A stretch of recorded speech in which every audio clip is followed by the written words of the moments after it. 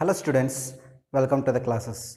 In this session, we will see the synopsis of permutations and combinations. This chapter is very important to understand the concepts of probability also. Right, so please do watch the video carefully till the end. Right, now let's start with the chapter permutations and combinations. Okay, now so here to understand this, first let us see the concept of factorial. Okay, factorial of any number. Let's say if you want n factorial, it is given by n into n minus 1 into n minus 2, so on up to 3 into 2 into 1. That means from n you should go in the reverse order and multiply the numbers till up to what? Till up to 1. So what I mean is, if you want 6 factorial, it is given by 6 into 5 into 4 into 3 into 2 into 1. If you want 2 factorial, it is what? 2 into 1. Start from 2 till up to 1. Right. If you want 3 factorial, 3 into 2 into 1. Right. Now this is the concept of what? Factorial.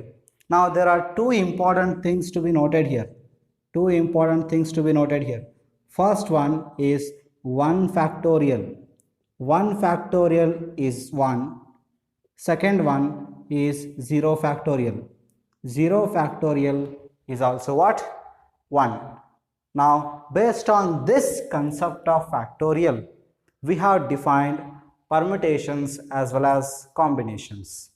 Now where we use permutations, where we use combinations. Now let's see where we use permutations. Okay, whenever arrangement is important, we use permutations.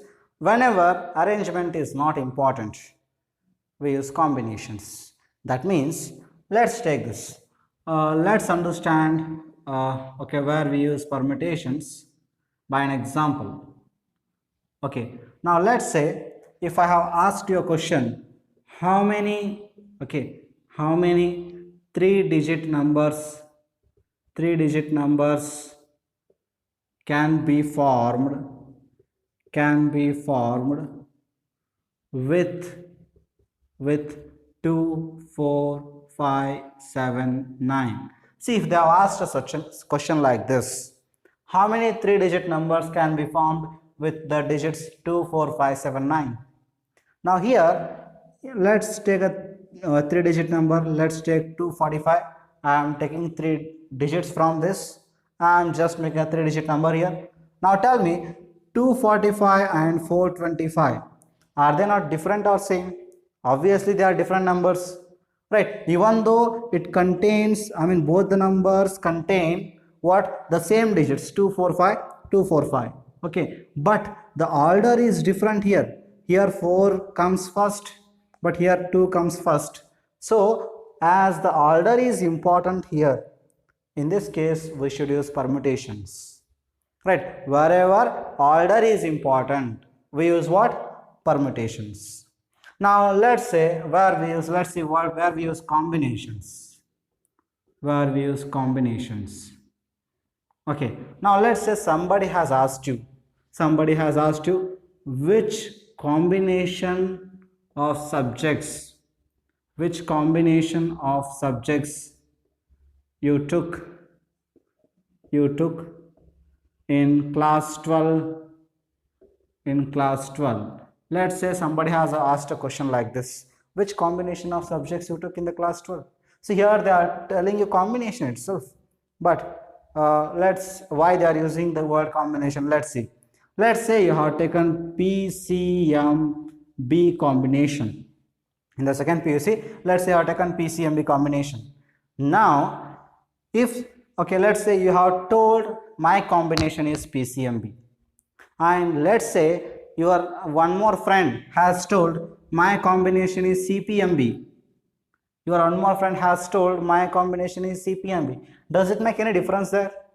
PCMB is same as CPMB, whatever may be the order. Okay, so in this case, order is not important. So wherever order is not important, we use combinations. Wherever order is important, we use what? Permutations. So here, order is very important. Okay, here order is not important. Okay, so here we just select. See, if you have got a term, select or choose in a question that is related to combinations. Okay, if you have got, let's say, arrange, if you have got, let's say, the term arrange, that means what? That is permutation, because arrange means order is important, select means order is not important. Right, now permutation we represent using NPR. So here in NPR, okay, and this is given by, actually the formula is given by n factorial by n minus r factorial. Now let's say what is n and r. Okay, let's see. N is total number. N is what? Total number of, you can say, objects. Okay, R is how many objects, how many objects you are grouping into. Okay, number of objects